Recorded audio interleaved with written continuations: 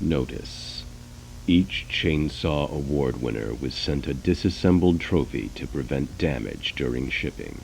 We forgot to include assembly instructions. We just wanted you to know. No reason.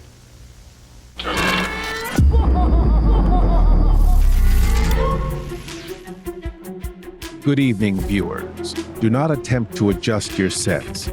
For the duration of the following festivities, we are in control. You will bear witness to all manner of mayhem, monsters, and things that go bump in the night, joined together in praise of the one thing that unites them: horror on the screen.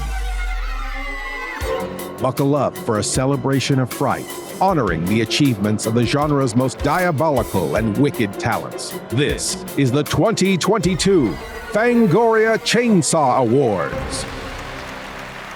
To begin this blood-curdling soiree, we now go to a place where killer tomatoes roam alongside hockey mask-clad maniacs, and where all manner of ghouls, goblins, and beasts join together in delightful disharmony. Your local video store. And browsing the aisles is the man of the hour. You know him as the star of The Suicide Squad, Dune, and the upcoming Oppenheimer. And to us, he's our humble host for the evening. Please welcome David Dastmalchian.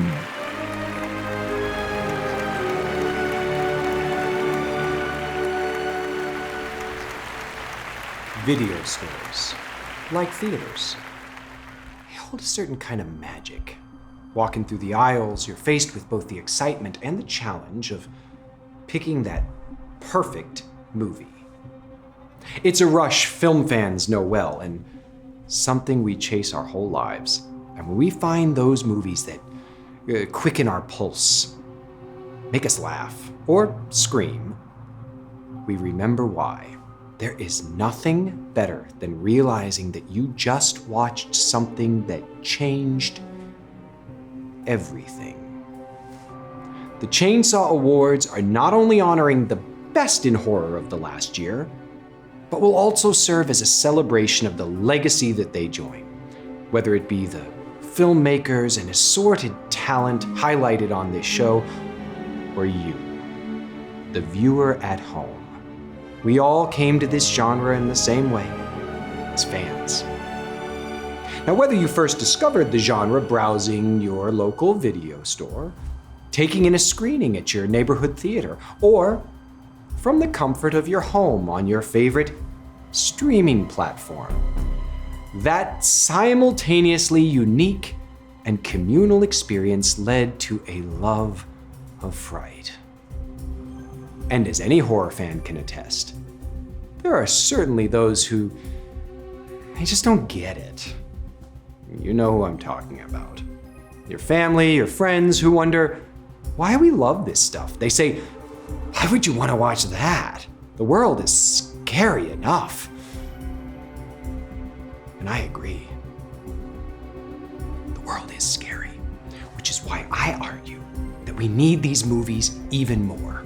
The terrors of the world outside are often so big and nebulous, it's hard to wrap our minds around them. But there on the screen, in the confines of a runtime, we may scream in safety together, and perhaps gain some release. Horror movies can be powerful tools for social commentary and use the dark lens of the fantastic to give voice to things that we maybe dare not say. They are subversive and button-pushing and a statement about the monsters in the world at large. And, of course, horror movies can be fun. Sometimes escapism is literally about just that, getting away from it all. I mean, who hasn't enjoyed cheering with friends at a particularly sticky gore effect? Or when the sole survivor finally gets the upper hand. Or if you're me, when the sole survivor finally gets it. As it stands, this past year provided plenty of cheer-worthy moments for audiences. Michael Myers, Chucky, and Candyman all made triumphant returns. We also saw new interpretations of classic monsters like werewolves, my personal favorite, vampires, and nuns. Beyond the narrative space, we saw Elvira and Joe Bob and Svengoolie continue to do what they do best. Bore witness to academic deep dives on folk horror and mail-order gore, and cheered on drag monsters competing to be the bloody icons of tomorrow. In terms of viewership, the power of horror was fully on display this past year as well. Nia DaCosta made history at the box office with Candyman, becoming the first Black woman in history to have a film debut at #1 opening weekend. And the fan fervor around Army of the Dead earned it a special nod at this year's Oscar ceremony. And it was also an amazing year for young horror viewers, as the instant classic Night Books by my dear friend Dave Uravesky captured the hearts and minds of many a young horror hound. This is all to say that horror is stronger than ever. Whether you've been with the genre for years, or you're just now dipping your toe in because you found that one movie that changed everything. This is our night to celebrate the movies that we love, even if they sometimes chill us to the bone. So without hesitation, let the 2022 Fangoria Chainsaw Awards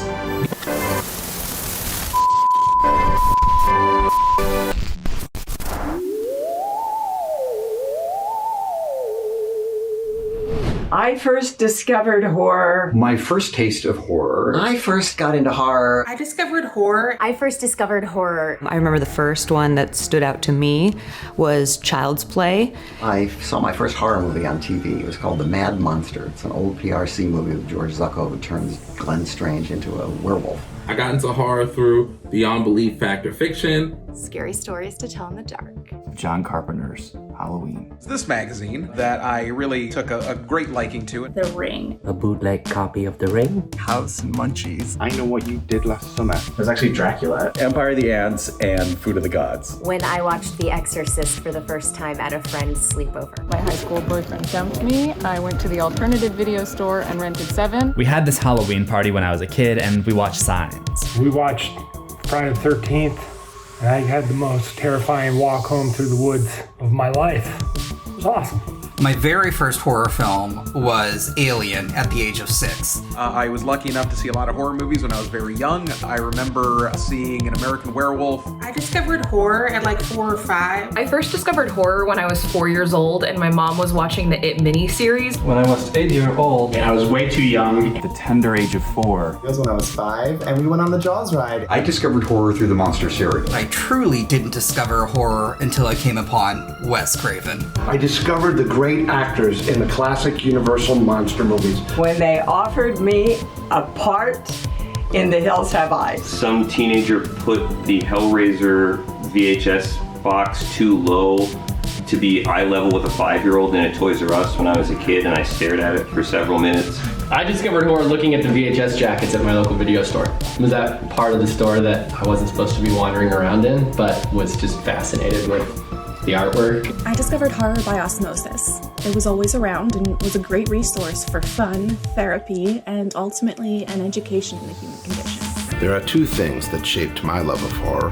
1, Video World in Methuen, Massachusetts, and 2, my mom, because she had the membership card. I discovered horror through my dad. I found horror through my brother. I first discovered horror thanks to my sister, Rachel. Gremlins came out. That's the first movie I remember seeing in the theater, was begging my parents to take me to see Gremlins. I discovered horror courtesy of my parents. My love for the genre came from my dad showing us Hell Night. And watching Twilight Zone with my dad. I think I first discovered horror with my dad. Because all my older brothers are watching it. My uncle brought Evil Dead at home. Me and my grandmother would watch scary movies almost every day. I got into horror because of fairy tales that my mom told me as a kid. I discovered horror through my mother. She's also a huge horror fan. She showed me the way. #parenting goals. I found that even though these things scared me, my parents would complain when I came home and had nightmares. Like, why do you go to these things? I have to. And I just liked them. And I ended up doing a lot of it in my career. I didn't go after horror. I wasn't looking for horror. Horror found me. I'm just a good screamer. And it just really blew my mind, and I started watching horror movies like crazy, and it was so much fun. And then it kind of just went on from there. And now look at us, we're just a bunch of horror-loving fans who love watching people get chopped up into tiny pieces. To present our first award, I would like to introduce someone who knows the score when it comes to horror. Literally. The acclaimed composer who brought music to the Friday the 13th franchise among many, many, many others. Please, welcome Harry Manfredini.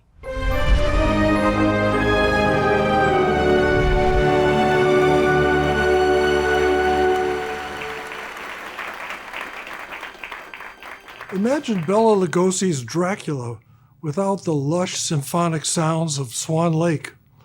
Or the shower scene in Psycho with those stabbing, shrill strings of Bernard Herrmann.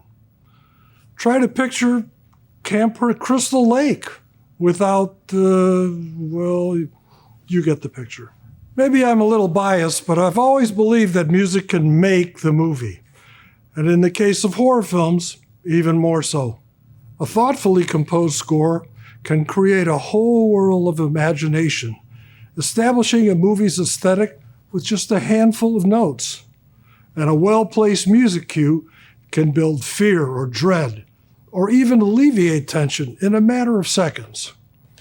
Horror is a genre of atmosphere, and music is the atmosphere of the mind and the heart. They're a perfect match. The nominees in this category are brilliant representations of that pairing, each creating a unique soundscape that help bring the nightmares of their respective stories to life. The nominees for Best Score are John Carpenter, Cody Carpenter, and Daniel Davies for Halloween Kills. Electric Youth and Pilot Priest for Come True. Ben Lovett for The Night House. Clint Mansell for In the Earth, and Tom Schrader and C.J. Johnson for Hurt. And the Chainsaw Award for the best score goes to, this is exciting, John Carpenter, Cody Carpenter, and Daniel Davies for Halloween Kills. On behalf of Cody Carpenter, Daniel Davies, and myself, we'd like to thank you for this award. Thank you.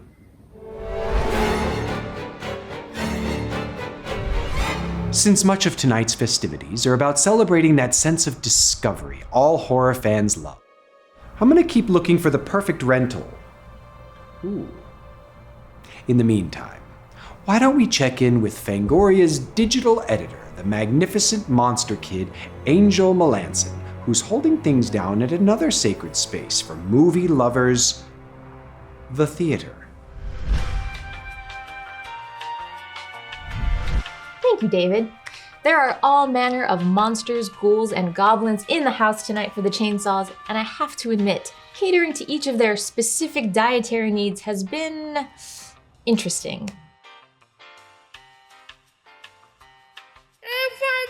Popcorn face! Ooh, eyeballs! So gooey!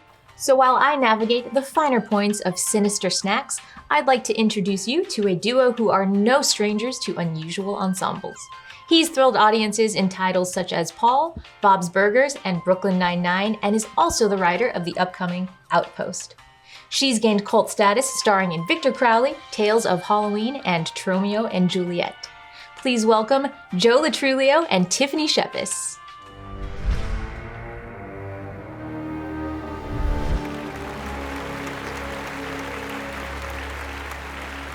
In some ways, the concept of best supporting performance is both extremely apt and a bit of a misnomer. The film's success hinges on many unique talents working together in harmony. And if one of those elements changes even a little, you get a completely different movie. The supporting characters are an essential part of the film's DNA. And by virtue of title, are often one of the most crucial elements. It's through the people that populate the world on screen that we understand and surrender ourselves to the fantasy.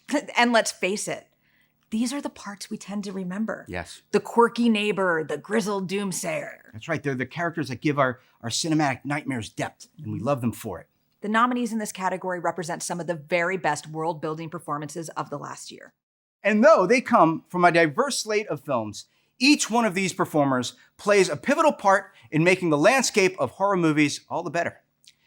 The nominees for the Best Supporting Performance are Luke David Bloom for Son. Jennifer Ely for Saint Maud, Larry Fessenden for Jacob's Wife.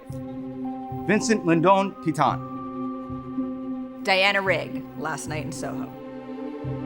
Bill Sage, Wrong Turn, Millicent Simmons, A Quiet Place, Part 2. Jeremy T. Thomas, Antlers, Suzanne Voss for Dementia, Part 2. and the Chainsaw Award for Best Supporting Performance goes to... Excited. Millicent Simmons, A Quiet Place, Part 2.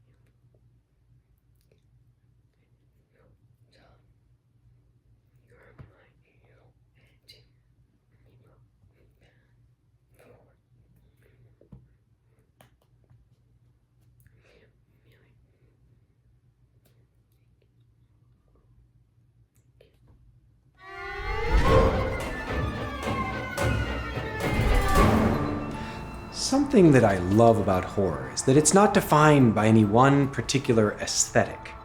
It can be deadly serious or outrageously camp, made for an extremely niche audience, or presented for the widest appeal possible. Our next two presenters know a thing or two about movies with specific audience appeal. As the co-hosts of the popular Midnight Mass podcast, they weekly explore the nature of cult cinema and those who worship at their altar. More so, they're both filmmakers who have individually created their fair share of delightful depravity. Please welcome Peaches Christ and Michael Verratti.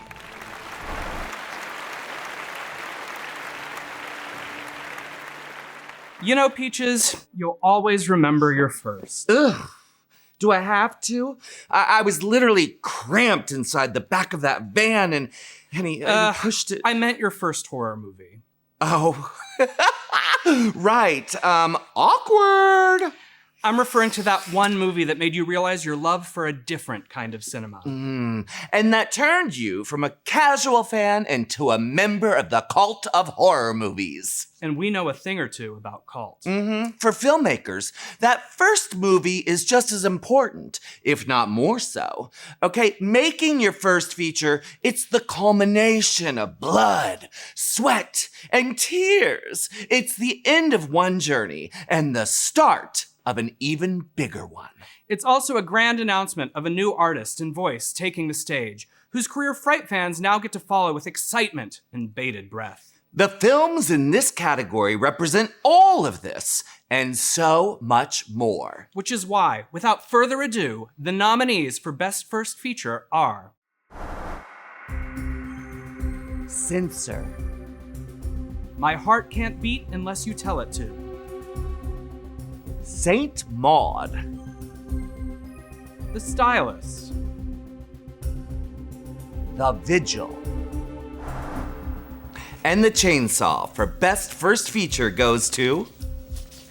Saint Maud. We would like to accept this award on behalf of the cast and crew of Saint Maud.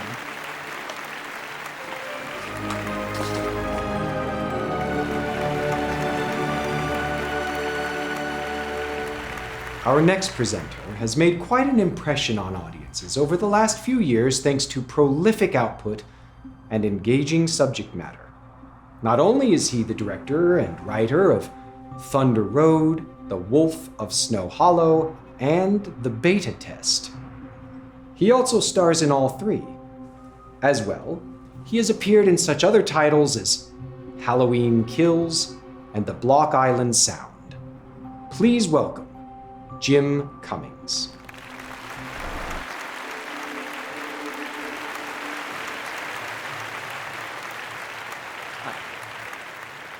For many, our first engagement with the horror genre came in the form of monsters. Whether through fairy tales, playground whispers, or other shared stories, the childhood concept of monsters under the bed and in the closet has remained a constant through the ages, and though it may have seemed scary at times, some of us never really grew out of the interest in such things.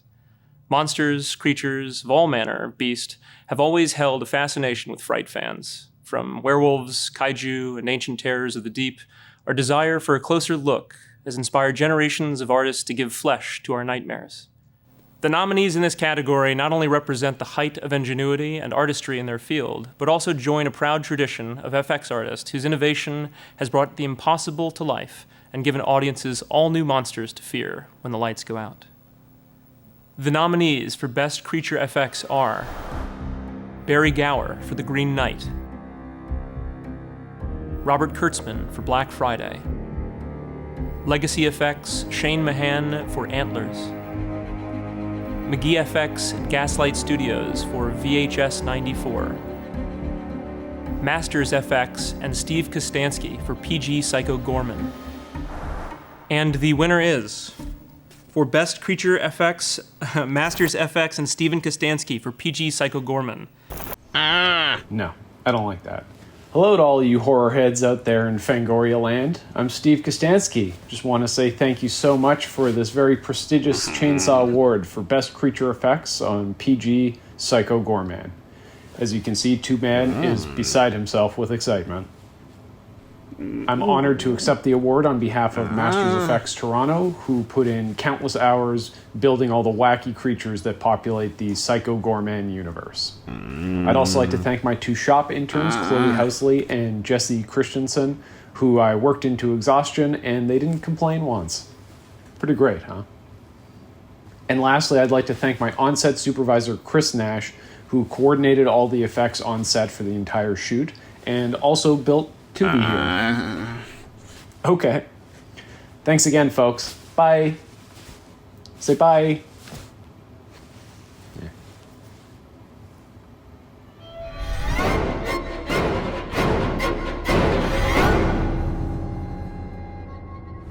Anyone who's had a rowdy movie night with friends knows that sometimes the best way to watch the screen's bloodiest best is to turn the viewing into a party. And our next presenter knows a thing or two about turning a movie night into a party. Every week on The Last Drive-In with Joe Bob Briggs, she joins the stalwart host to traverse the landscape of cinema's most celebrated and strange. Please welcome Darcy the Mail Girl.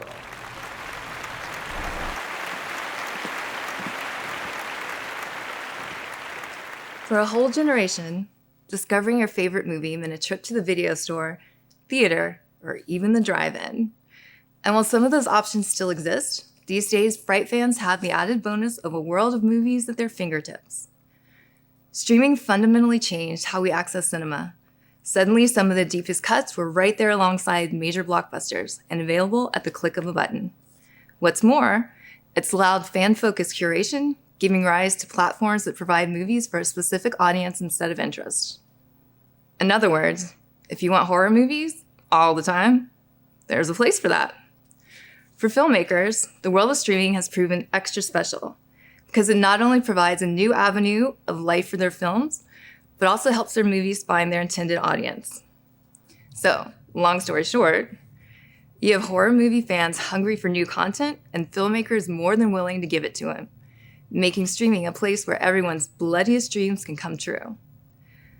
The films in this category represent some of the past year's most frightening and ferocious streaming sensations. The nominees for Best Streaming Premiere Movie are The Boy Behind the Door, Fear Street 1666, Lucky, The Power, and Violation. And the Chainsaw Award for Best Streaming Premiere Movie goes to...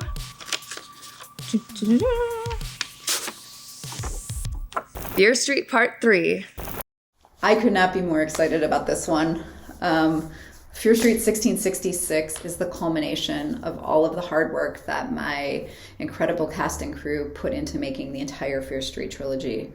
I'm so proud of what we created, and I can't thank you guys enough for recognizing us and Dina and Sam's happy ending. Thank you. Hello, Phil Nobile Jr. here.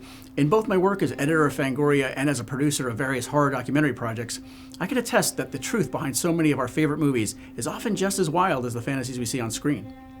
For almost as long as horror has existed, there have been those documenting its creation, from fun behind-the-scenes sneak peeks to deeper analysis of the genre's meaning and impact. And in recent years, we've only seen a rise in this kind of material, leading to an astonishing array of feature-length documentaries that dare to dig deeper into this thing we love. From explorations of the unsung history of marginalized communities and their relationship with fright films, to rollicking profiles of iconic figures, many of these documentaries have proven to be just as significant, if not more so, than the fiction that inspired them. That's why we at Fangoria and the Chainsaw Awards felt it was high time to honor those contributions. For this year's ceremony, we're proud to introduce 2 new categories that further celebrate horror's impact, the first of which speaks to the power of the documentary. To present our first ever Best Documentary Award, I'd like to kick it over to one of my heroes, a pioneer of documentary horror, Fangoria contributor Michael Gingold, who joins us now from New York City with a little bit more to say on the matter. Mike, over to you. I'm here at 475 Park Avenue South in Manhattan, where Fangoria once had its offices. And since a lot of the documentary work that I do has to do with New York horror locations, it seems appropriate to be at this spot for this particular category. Throughout the decades, Fangoria has always strived to document the many facets of the horror genre and those who bring it to life. I'm very proud of my part in that legacy, and I can also understand how important it can be to lift the veil and peek behind the curtain of this thing that we love. From the very beginning, horror has been a venue for commentary, critique, and at times even celebration. And for those reasons and many more, the events that led to the creation of our favorite horror movies and icons can be just as significant as what we see on screen. Each of the films in this category represents an exploration beyond the fiction and a dedication to dissecting and preserving the truth behind the fright. The nominees for Best Documentary are Dark Shadows and Beyond, the Jonathan Frid story, Mail Order Murder, Woodlands Dark and Days Bewitched, a history of folk horror. And the chainsaw goes to Woodlands Dark and Days Bewitched, a history of folk horror. Congratulations, Kayla. Thank you, everyone, on behalf of myself and Severin Films and all the people who worked on Woodlands Dark and Days Bewitched, a history of folk horror, for awarding the film the 2022 Chainsaw Award for Best Documentary and the inaugural award for Best Documentary. This is especially a great honor because I remember when the Chainsaw Awards were new, and I never imagined I would one day win one of them. It would have been back, in the early years of probably the height of my teen fandom. My mother had been saving up money for me to go to college, and instead I took all that money and spent it going to a Fangoria Weekend of Horrors by myself to try to meet other people who were interested in the same stuff as me. So that's why I don't have an education. But I have a Chainsaw Award, so thank you, Fangoria voters. All this talk of documentaries makes me want to deep dive further into all the real-world stuff that makes horror movies great. As professors, filmmakers, and co-hosts of Fangoria's Colors of the Dark podcast, our next presenters are all too familiar with digging deep to uncover the thoughtful truths of the terror we love.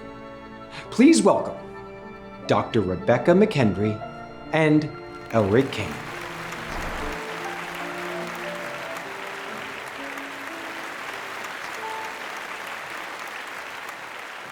There's always been a tradition in horror of larger-than-life personalities celebrating this genre we love and becoming icons in their own right. From a long line of regional late-night horror hosts to nightlife personalities performing blood-soaked Grand Guignol theater, these purveyors of fright bring a bit of the on-screen magic into the real world. The nominees in this category represent the blurring of those lines between fantasy and reality, each in their own way emblematic of the simple notion, don't dream it, be it. From two legendary horror hosts whose impact on the genre is undeniable. To two drag icons weekly challenging competitors to live their own nightmares. These individuals live their love of horror and through thoughtful curation invite us along for the ride. The nominees for achievement in nonfiction are The Last Drive-In with Joe Bob Briggs. Elvira's 40th anniversary Very Scary, Very Special. The Boulet Brothers' Dragula. And the winner for achievement in nonfiction is The Last Drive-In with Joe Bob Briggs. Wow, I am flummoxed. Thank you very much to all the fans who voted for The Last Drive-In and the cast and the crew that put the show together. And thank you to Fangoria for existing and Phil and the gang who make horror so special in our community. The drive-in will never die.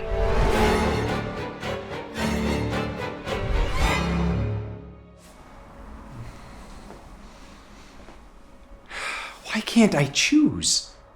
But there's far too many options. I didn't even see everything yet.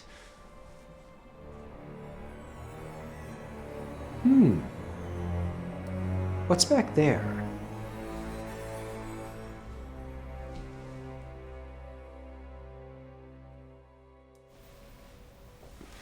Dr. Fearless? Oh, David, it's so nice to see you again.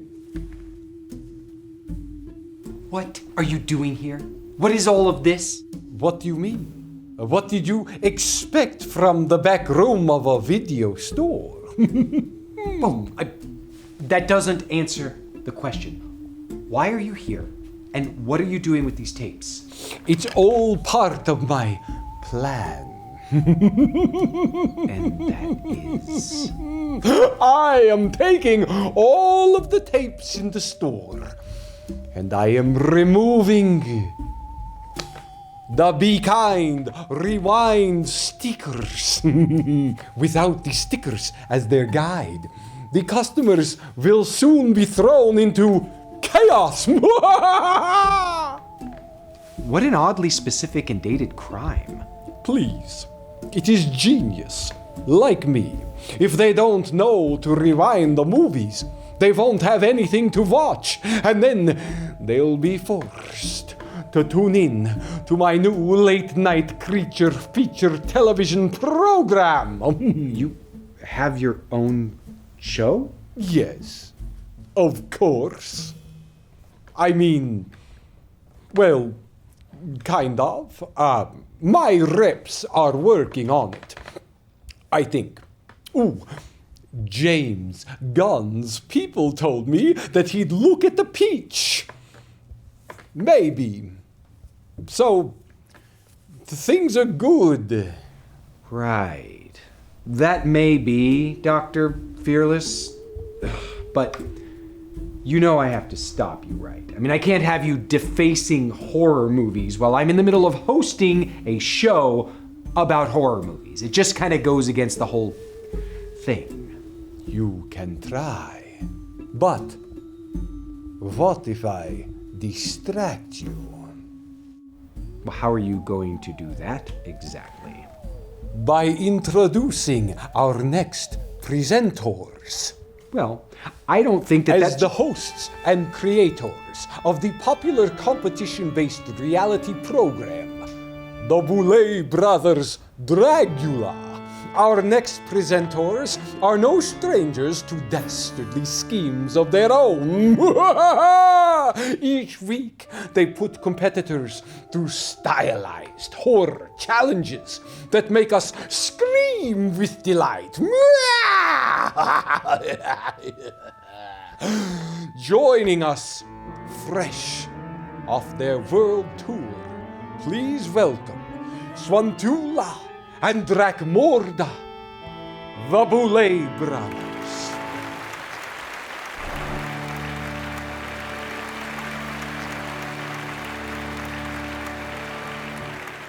Sometimes a nightmare can begin with the simple stroke of a brush. A makeup brush, that is. Both on our show, The Boulay Brothers Dragula, and in our own lives, we've seen the power of makeup transform ordinary beasts into the most ferocious of super monsters. Through the power of artistry and innovation, a skilled makeup effects artist can evoke horror, filth, glamour, or sometimes a little bit of all three, and make our darkest fantasies become reality. This year's nominees in the category of makeup effects run the gamut of gore. From vampires to a classic slasher, to torture traps and beyond, these artists take the art of illusion and turn it into bloody reality. The nominees for Best Makeup Effects are Tara Brawley, Hurt. Mark Coulier, Blood Red Sky. Francois Desgenais, Spiral, The Book of Saw. Oriane Deneuve, CLS Effects Atelier 69, Candisha. And Christopher Nelson, Halloween Kills. And the chainsaw goes to...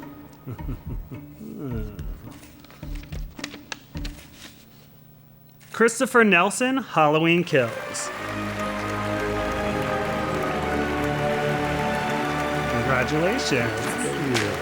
Thank you so much. Of course. Both look amazing. Thank you so much. Hi. Wow. I'm super excited about this and so honored.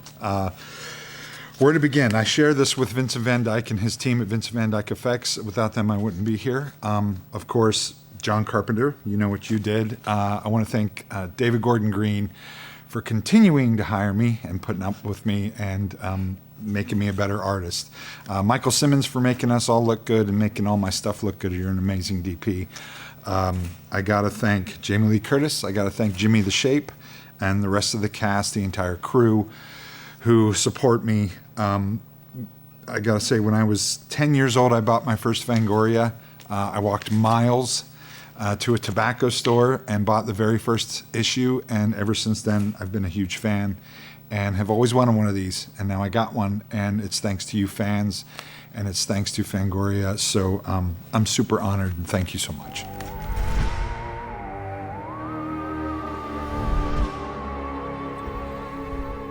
Okay, I have to admit it was super smooth cutting to an award like that, but you still have to give up the ghost on this whole rewind sticker caper.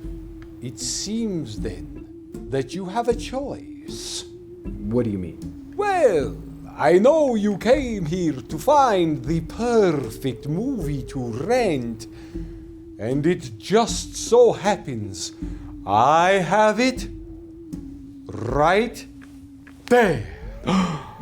It's a bit of a dilemma. You either stop me or you get the tape. How about I stop you and get the tape? Please, award shows are long enough. We don't have the time for that, David Dastmalchian.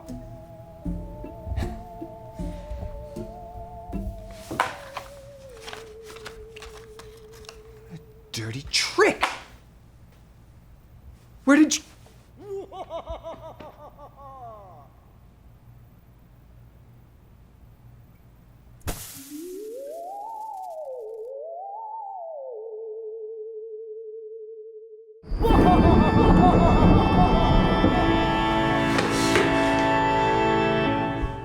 He got away.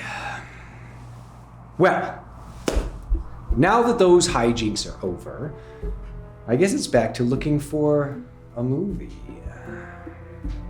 Speaking of hijinks, welcome two individuals who are certainly no strangers to supernatural shenanigans, both the director and one of the stars of Werewolves Within, respectively.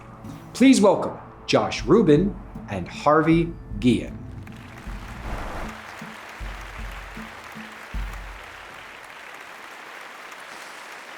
Oh, hi.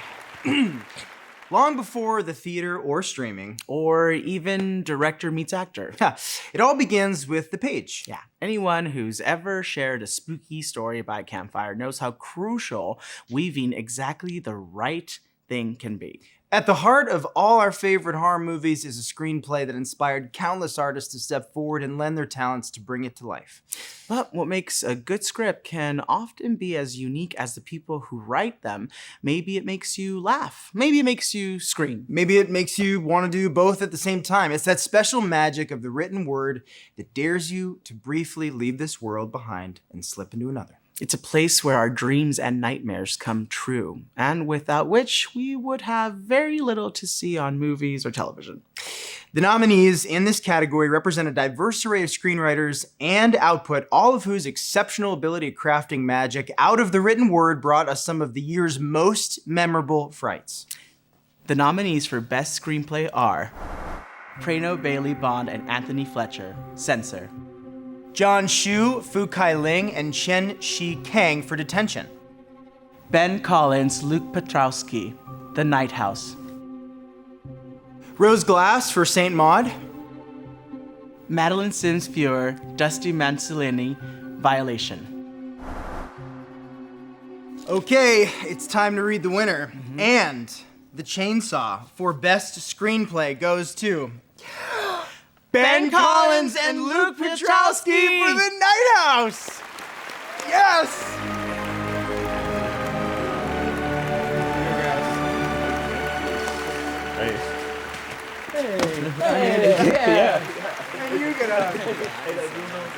It's a very yeah, surreal feeling to be here. Yeah, speaking to this. Yeah.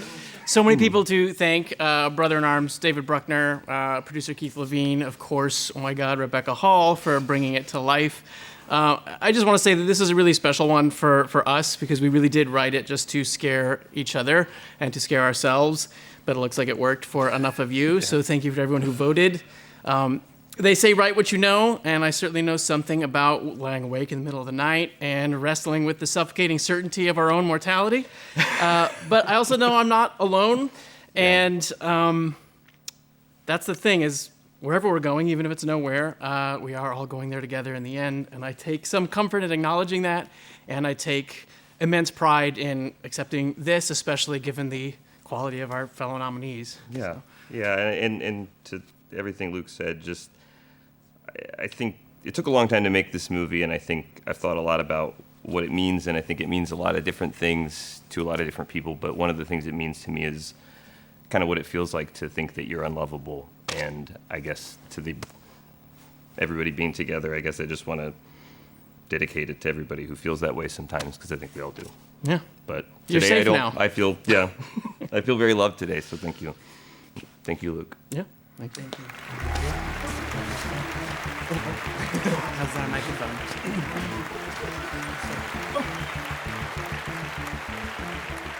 Here you go. 1 popcorn, no butter, extra blood. Killer outfit. Speaking of, next up we have someone who knows all about killer outfits. The costume designer behind The Last Drive-In with Joe Bob Briggs and the upcoming Night of the Living Dead 2. Here's Jolene Richardson to drop a little bit of knowledge about the importance of pulling together an outfit that is absolutely from beyond. If you love Halloween, as so many fans of horror do, then you know how absolutely crucial it can be to have the perfect costume.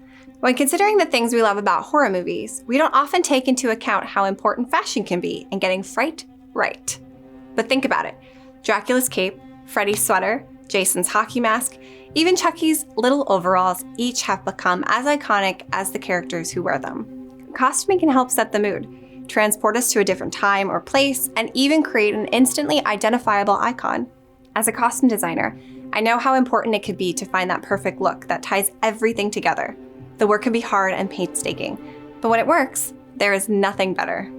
With that in mind, I am proud to share that the second of the 2 new categories added to the Chainsaw Awards this year is for achievement in costuming. Let's face it, when crafting a nightmare, aesthetics are important, and the right outfit is a must.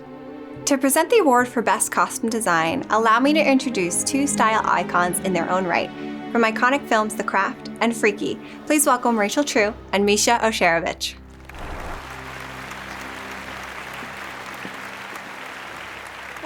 be a slasher picking the right mask or the final girl knowing the best shoes for the chase, in horror movies, outfits rarely make a mistake.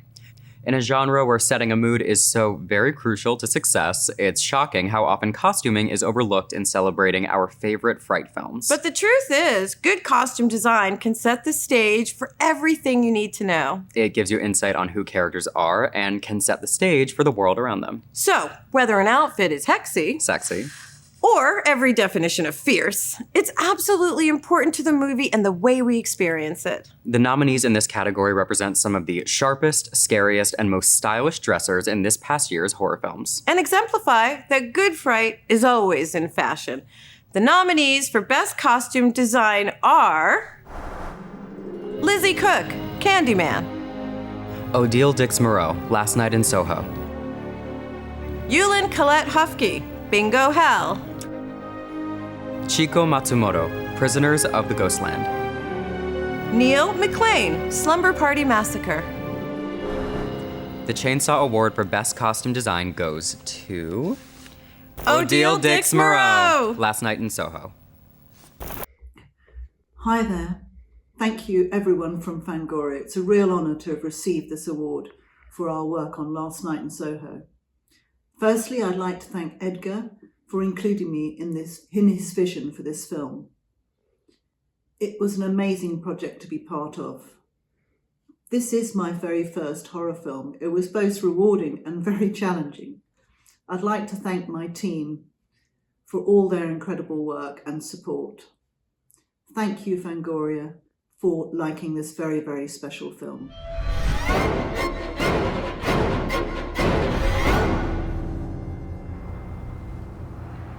Our next presenter knows a thing or two about the global appeal of fright. In fact, in 2013, his own movie, Dawn of the Dead, won in the very category he's now joining us to celebrate. An acclaimed filmmaker whose resume touts such titles as Nightmare Cinema, Puka Lives, and From Dusk Till Dawn, the series. Please welcome Alejandro Brues.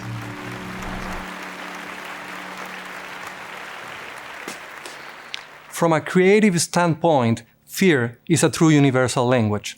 If you examine art from around the globe, you'll quickly find that no matter where you're from, we all enjoy being a little bit scared.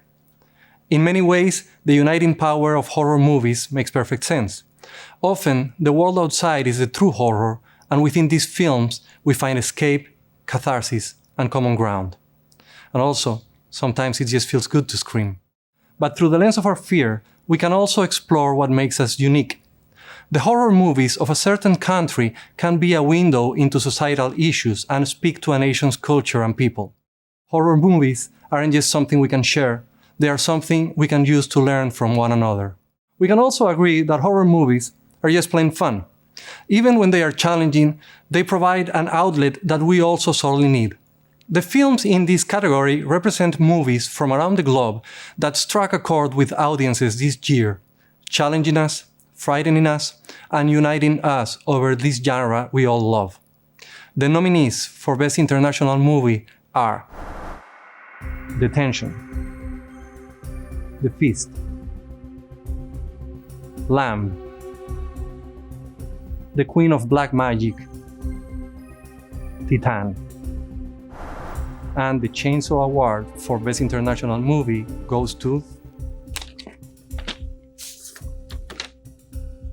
Titan.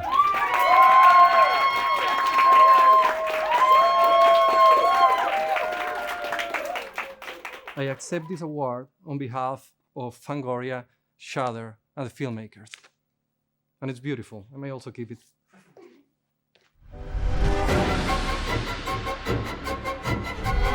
In their own ways, our next two presenters have each made their mark as master storytellers and creators who understand the societal power of fiction. He's the creator behind such popular television series as Hannibal and Pushing Daisies. And she's an award-winning novelist and screenwriter who also served as executive producer of Horror Noir, A History of Black Horror. Please welcome my friend Brian Fuller and Tananarive Dewey.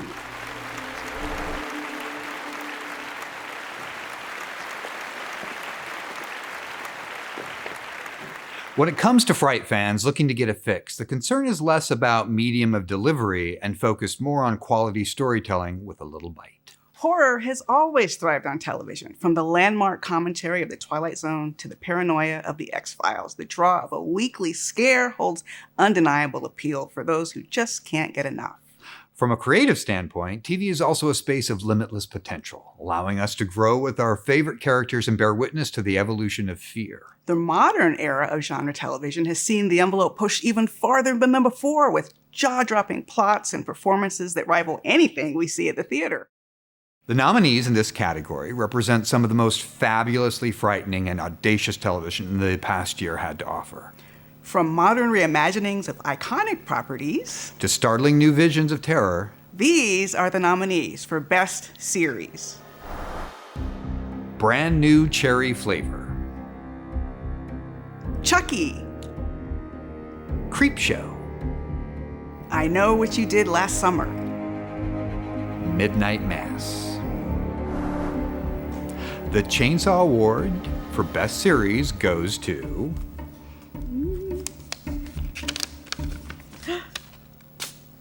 Midnight Mass! On behalf of the cast and crew of Midnight Mass, thank you guys so much to everybody who voted. The Fangoria Chainsaw Awards are awesome and mean an awful lot to me and have for a lot of years. So it's a real honor to be the recipient of this. And for everybody who worked on Midnight Mass, this is a real validation. We loved making this show. We're thrilled that so many of you loved watching it. Thank you guys so much. Keep it scary. Thanks and take care.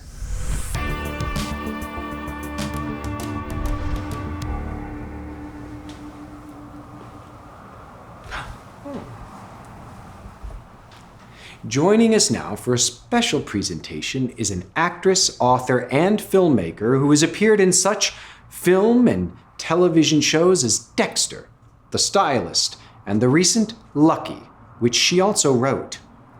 She's the director of 12-Hour Shift and the upcoming Torn Hearts. Please welcome my friend, Brea Grant.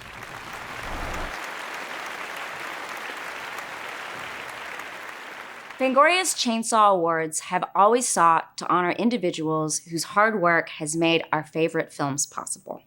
Both in front and behind the camera, a single movie is the result of countless people whose skill, talent, and creativity are contributed over long hours and many months so that we, the audience, may have a little escape. Even as we use this evening to honor those who continue forward crafting new stories and scares, we also want to take a moment to remember all of those we've lost in the past year. The people who allowed us to dream a little bigger, even though they were working to give us nightmares.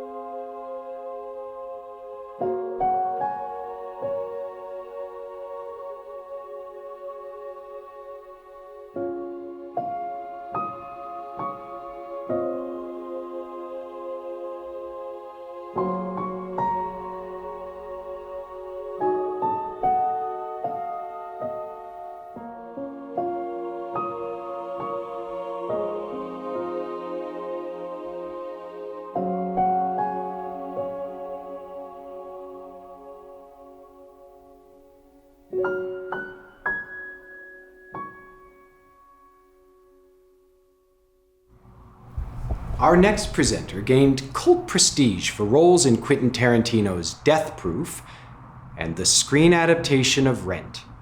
She continues to rock film and television as the star of Station 19, 911, and Truth Be Told. Please welcome Tracy Toms.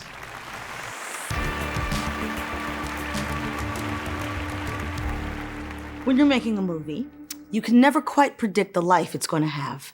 You show up, give your all, make some good art, and hope for the best. Ultimately, you just want the film to find its audience. In a time before streaming and online conversation, movies with limited and festival releases almost had a mythic quality. They got buzz, but were harder to see, which of course meant it often took longer for those particular films to reach the people who needed them most.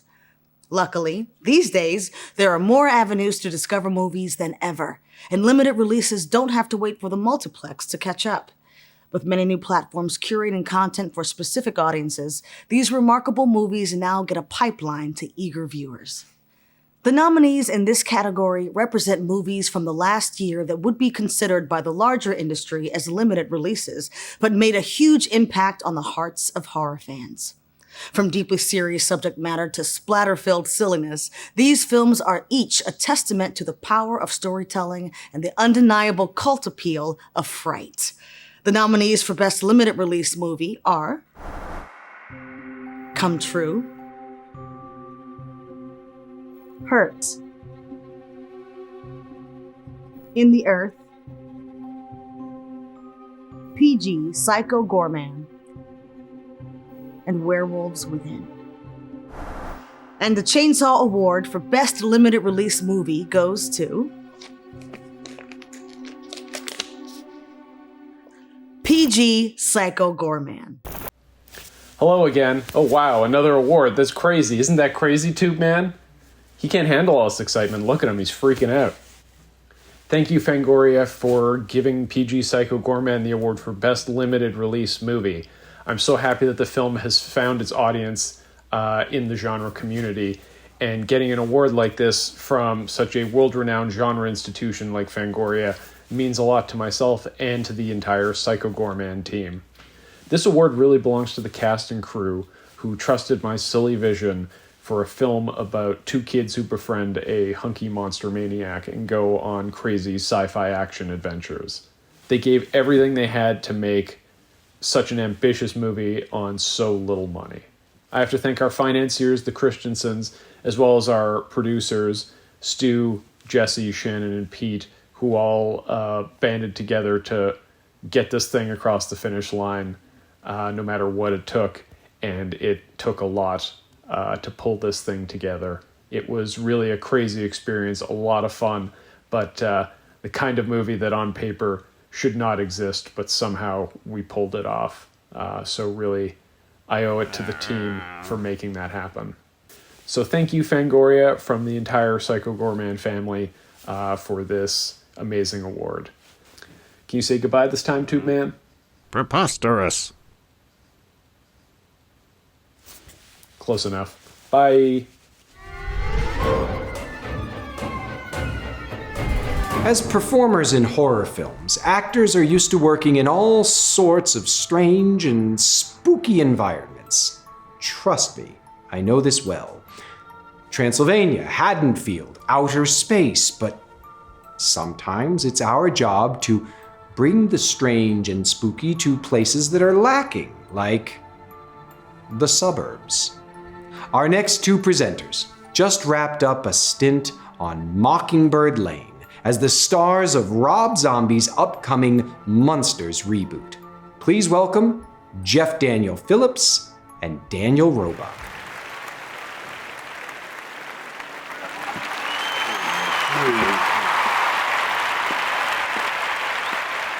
Hello. Wow, what an audience. Nice to see everybody today. You know, Dan, we've worked on a lot of films, but have you ever had someone that was a bit of a diva?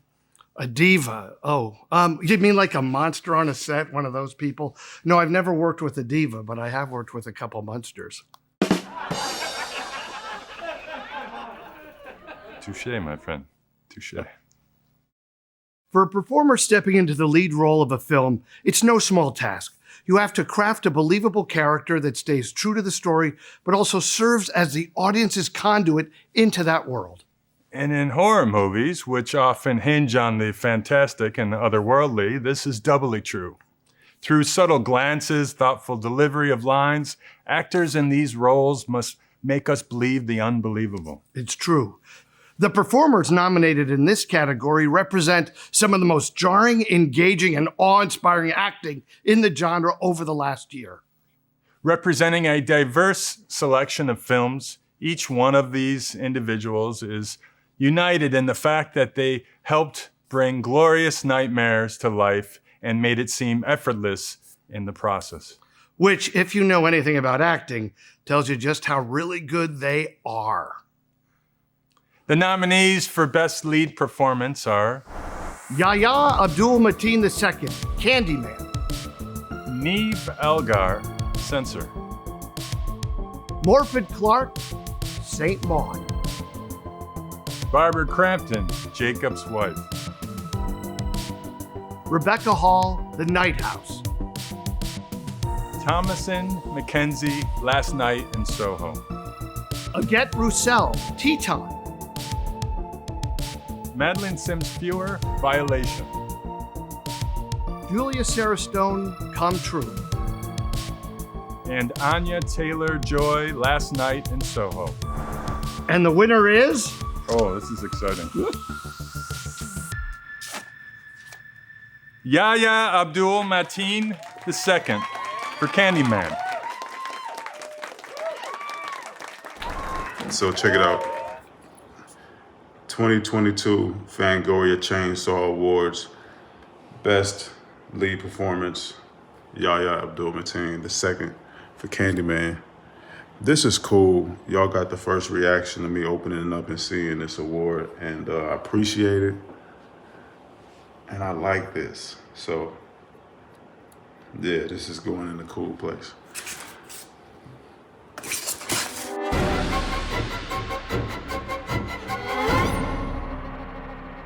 Our next presenters are a pair of legitimate horror royalty. He's the director of such classics as Gremlins, The Burbs, and Piranha. And she is the star of iconic films like E.T., Critters, and Lords of Salem. In 1981, they worked together to bring audiences the wild, wolfy fan favorite, The Howling. I love that film. Please welcome the great Joe Dante and legend Dee Wallace.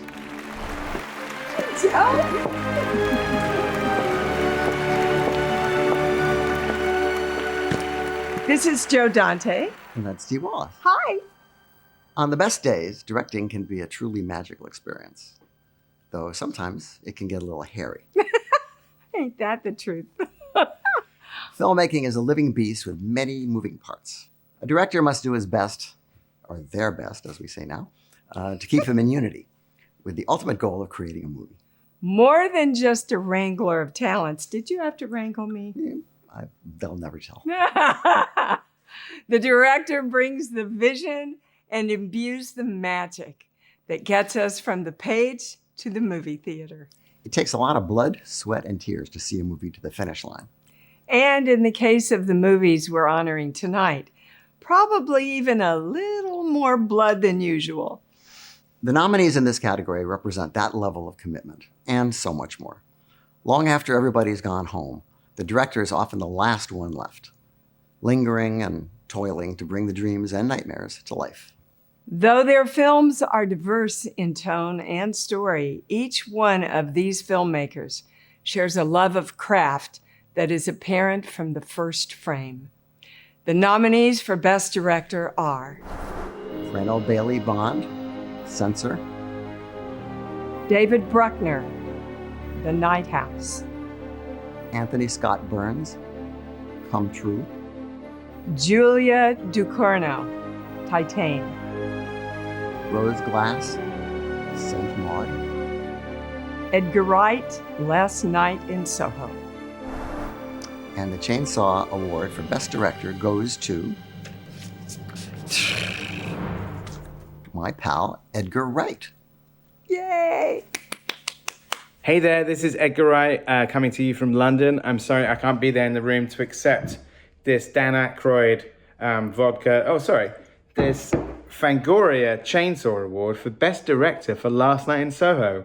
What an extraordinary piece of hardware, and I think we can all agree, especially in this year, better than an Oscar. So I really am so thrilled to get this, just put it back together, because it was voted for by the Fango readers. And I've been an avid fan of Fangoria for many a moon. Although I even before I'd ever read an issue, I used to look in the back of Starlog and with a magnifying glass and look at the kind of the back issues of Fangoria and try to work out what all of the gory stills were on the covers. I'm very proud of my 2004 Shaun of the Dead Fangoria cover as well. And this is the icing on the cake. It's been a long time coming, me making a film in the horror genre. And I hope it's not the last one. Horror means so much to me, and as a lot of my discovery of cinema all over the world has been through the genre. So I'm very proud to get this award, and I love all the other nominees, and many of the films that I was nominated against were some of my favorites from last year. So congratulations to everybody else, and I share this award with you, and congratulations to Odile for her Costume Design Award. And I hope to see you all in the same room soon, and I will go off and enjoy both of these things together. Thank you very much.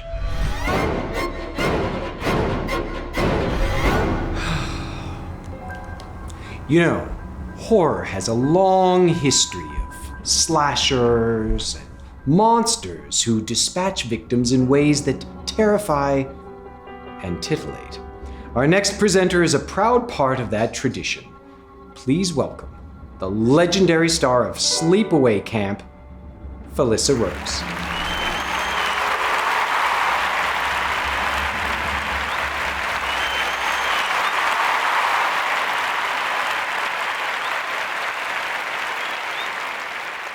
For many horror fans, there's often nothing more satisfying than a little, well, maybe a lot, of gore. And when you've been at this a long time, the simple stuff just doesn't cut it anymore. It's not that we're desensitized, it's just that we've become connoisseurs of creative carnage. Having played a slasher who had to get innovative with a curling iron, I should know. Every year, the genre offers up hundreds of new ways to terrorize and titillate, making it impossible to narrow the splatter down to a small list. That's why for this award, we asked all of you to write in your vote for what you thought was the year's most magnificently murderous moment. And when it comes to gore, this one is chosen from the fans, by the fans, and for the fans. And the Chainsaw Award for Best Kill goes to The Bread Slicer, Fear Street, Part 1, 1994.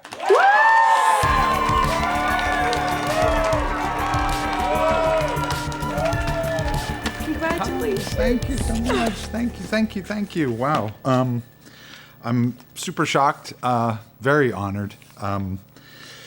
I guess I know how to kill people. That's the first time I did it with a bread slicer. I can't take all the credit for this. I have to thank Vincent Van Dyke and everyone at Vincent Van Dyke Effects. I have to thank Paul Graff and his VFX team, who did a great job finishing this off and blending practical and visual effects, which is always the best case. And I have to really thank Lee Janiak for writing such a great kill and making such a really cool movie, and I'm really proud to be part of it. And thank you to the fans for writing this in and picking it over all the kills that happened this year. So can't thank you guys enough, and thank you, Fangoria. Appreciate it.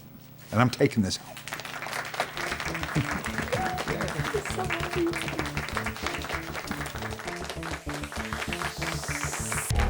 guys.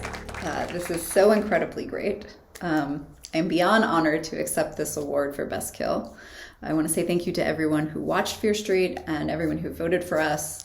Thank you on behalf of my amazing crew who worked tirelessly and sacrificed many watermelons to see how a human head might react when going through a bread slicer.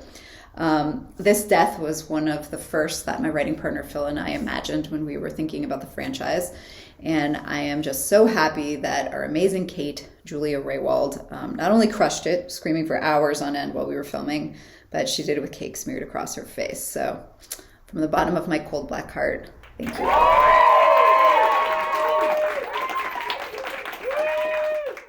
You know, maybe I've been going about this all wrong. As the show's been going on, I've been looking to find one perfect movie to rent, but seeing the celebration of so many different kinds of films tonight reminded me that they are all perfect in their own ways. The joy of being a horror fan is that while we may have those few films that we lean on, the genre is constantly evolving and creating new ways to engage, excite, and scare us. It's what keeps us coming back for more. After all, why settle on one horror movie when you can have them all?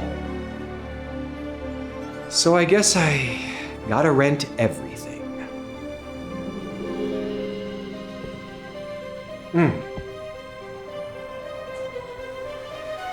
To present our final award, we're joined by a group of filmmakers who know what it means to take your love of horror movies to the next level. This year, they explored that passion and fandom when they brought us the latest amazing entry in the Scream franchise. Appropriately titled Scream. Collectively known as Radio Silence, they are the filmmakers behind Ready or Not, beloved entries in the VHS franchise, and much, much more. Please welcome Matt, Chad, and Tyler.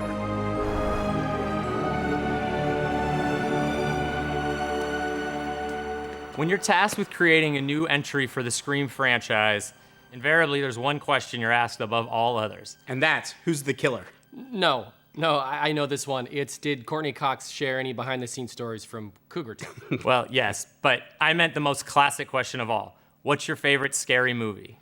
And although the method of discovery varies from person to person, we all tend to come to horror in the same way, from that one movie that changes everything.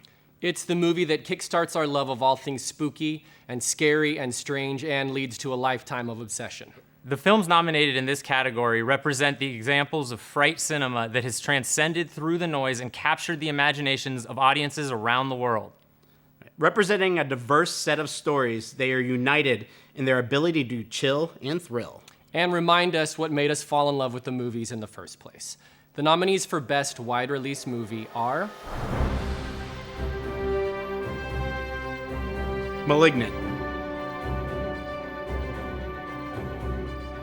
Candyman, Last Night in Soho, The Night House, A Quiet Place Part 2. And the Chainsaw Award for Best Wide Release Movie goes to Malignant!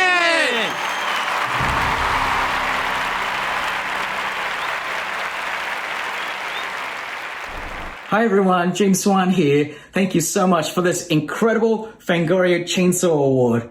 As a huge Fangoria fan, I'm honored that Malignant won Best Wide Release. It really was a film that I wanted to make that harks back to the kind of movies I grew up reading in Fangoria magazine.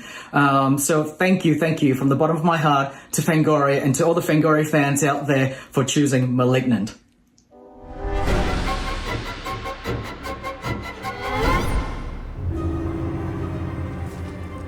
That's our show. Congratulations once again to all of our Chainsaw recipients, and a big thank you to Shudder and tonight's presenters for joining us in this celebration of all things fun and frightful. Thank you for watching. And as the late, great George A. Romero was fond of saying, "Stay scared. See you at the movies."